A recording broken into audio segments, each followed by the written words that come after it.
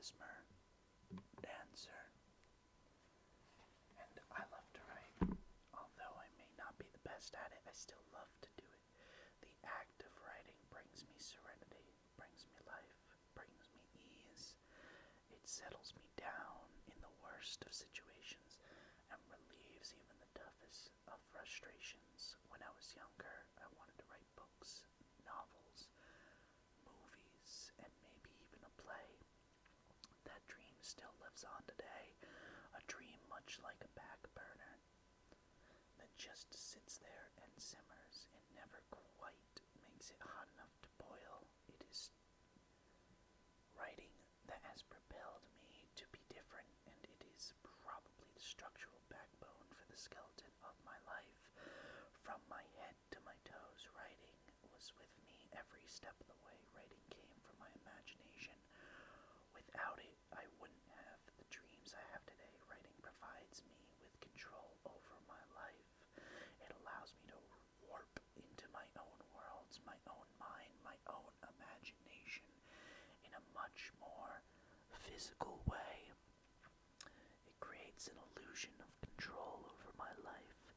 Control in politics, control in religion, control in the universe. It provides control in the darkest moments and the worst of life. I loved writing horror when I was younger. Maybe it was some subconscious urge and desire, a representation of my hatred for the people around me. That is what the schools thought of it. They told me I was a bad student and feared that these ideas and stories would lead to me pulling a Columbine. I was nearly kicked out of elementary school at the time. At this time, it made me start to second-guess myself immensely. I couldn't look into the mirror without disgust. I hated myself and everything about it. This forced me into a life of heavy anger and drug use. This is when my parents sort of started to show up.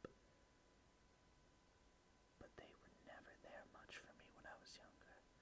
They didn't know how to talk to me or how to parent me at all.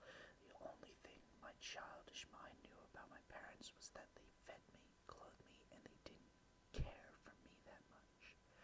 Ask 10-year-old John about his parents.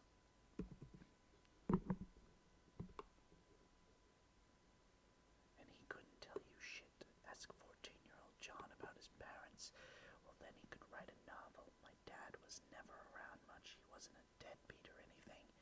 He was just always working and never had time for dad things. He was never home, and I never saw him when I was a kid, excluding when I needed his help with my math homework. Then I would get screaming from him. His screaming was so invasive, I had to dig a hole and hide into myself from his frustration with me. That was his only form of discipline at all. His name was Francis. If you were to describe him in a one word, his name wouldn't be it. He wasn't very frank. He took forever to get to the point. All of his sentences were like this. It was insane and infuriating, so much so it was another reason as to why my mother hates him. Now my mother, where to even begin, she was an overprotective bipolar freak. She was a batshit insane, never keeping a single thing straight or in order, always taking it out on the children. She was out of control. Her "I love you" was just as consistent as her hair color, with the hair change every other week. You can see the hatred starting to swell inside me. Neither of my parents cared about me until my life started getting out of control, and even then they didn't do much. I would come home high as a kite and spend the evening in my room, and because I didn't clean it, I was beaten. As a result, I would take a harder drug to do the deeds in the house, but that always turned me into an angry beast. When I would lose my cool, my mother would make it worse by hitting me, antagonizing me, scraping her damn nails against my back. She knew I hated it. This, of course, would create myself, and as a result, I would go berserk with all these issues and obvious clues. I would think that she would start to ask questions or try to talk to me. She never did. Why was always my question. And when I posed that question to her, her response was, I needed to protect you from your brothers. In a way, I am glad that my parents were unable to parent me properly or even show me the love I craved and showed me all the ways I shouldn't treat a person, and especially a child. I was basically forced to figure out myself and be self-sufficient.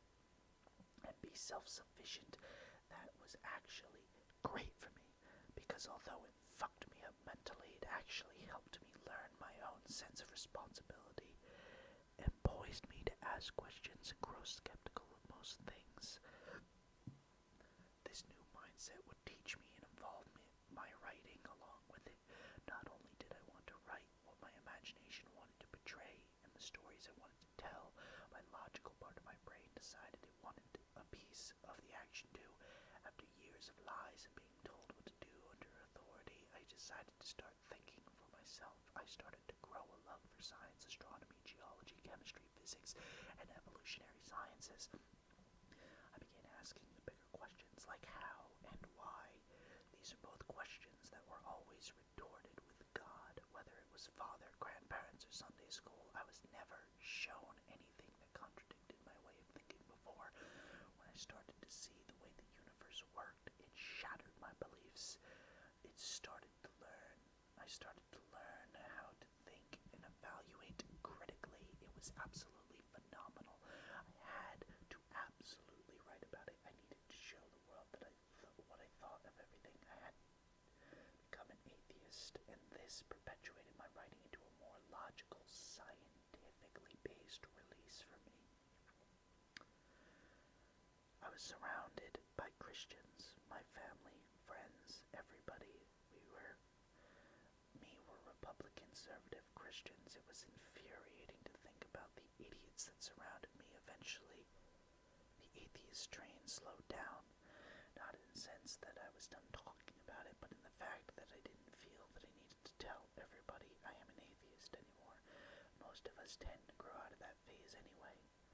Religion is still extremely important to me as a person, because I believe it is idiotic, and it needs to be eradicated for society to progress without bias. But I do believe people can beholden of their opinions. I love discussing religion and getting into debates, and more importantly, I love to write about it.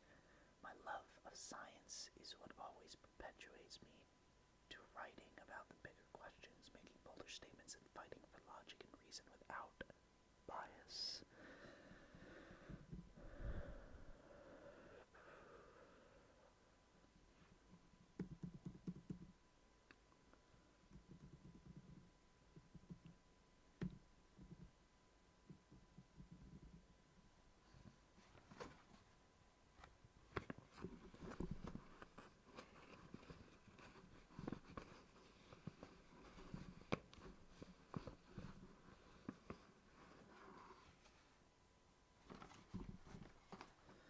Me having to think for myself changed and evolved my writings. I drifted from the fantastic and fantasy to more logic-based writings.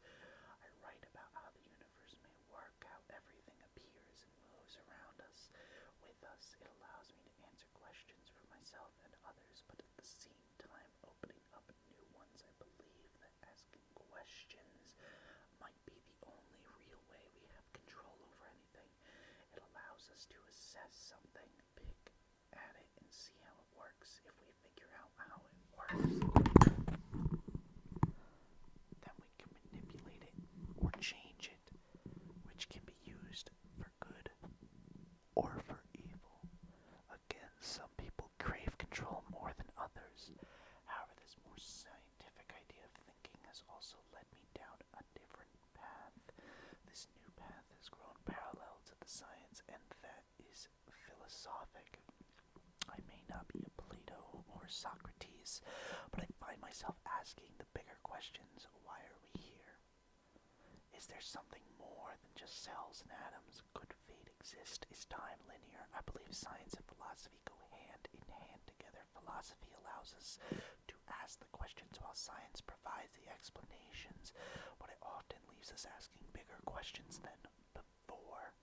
I have pondered with the idea of whether or not we have a purpose, or if everything does have a reason. Is fate real? Is fate real in some arbitrary sense or another? Is our drive and passion our fate, and are we really supposed to achieve greatness with it? Is it our passions, our hard work, our blood, sweat, and tears over the work we love, really what we are meant to do? I believe the answer is no. Everything is completely coincidental, no matter how small, or our passions are just that, passions. But that isn't always a bad thing. Like I said, passion drives us. It makes us want to complete our work and share it with the world, no matter the cost. Passion is extremely important to me. It makes me feel like I'm doing something worthwhile with something completely arbitrary. I don't know why I love writing so much. I just know I have a passion for writing, and whether I am good, bad, great, or mediocre, it gives me something I want to achieve, and that is a goal. A goal for can be anything big or small, but you always feel great when you achieve it. Why do we do it? Well, it is because we feel great about ourselves for completing a task, and we feel even better than when it is a passion. But there is another reason also. The reason is that we choose to complete it. Choice is vital and important to the nature of the human spirit. We want to feel in control of our lives, like we achieved everything on our own. Choice is completely important to me. I was always told what to do as a child, who I could be, who I couldn't be. It made me hate my life. Teachers told me I shouldn't write, and I was a bad student. My parents always yelling at me to do anything, clean, homework, you name it. I feel like I had no choice or power over my life. Even God told me what was wrong and right. Who is he to judge? It has led me down a path I now follow. I got married at 19 when everybody told me no. I am following a career path when everybody tells me I won't succeed. Control is something we all seek as humans, but there are some that crave it more than others. And those people are politicians. Maybe this is why so many of us turn to religion. With something like Christianity, we are told we have free will, and sometimes that is enough for people. That isn't enough for me, though. Religion controls with the lie that we are doing it willingly, and it hurts me to watch so many people follow something so blindly. It makes me feel like I want to control to stop it. That sort of control is the evil that is in humans. We crave power, control, and absolutes, which bring out the worst that people have to offer. Do we really have any control in this vast universe of possibilities? Do we really have any control over what happens in our life and surroundings? We each pick for little things to gain control. Video games, books, writing, speeches, politics, religion, one way or another. We try to control. I try to control my life, and I am sure if I had power, then I would control the world as I saw fit. As a child, I was faced with no control, which led me down a path of rebellion. When my angry anarchist angst subsided, I was faced with a more logical and reasonable solution. As my scientific understanding grows, so does the philosophical. It was almost like a path I was walking, almost like every change I made was really not my own decision. It was the byproduct of time and environment. Do I really have any control of anything? My own free will? Choice? Anything? I believe the answer is no. We are nothing but brains, consciousness inside our skull.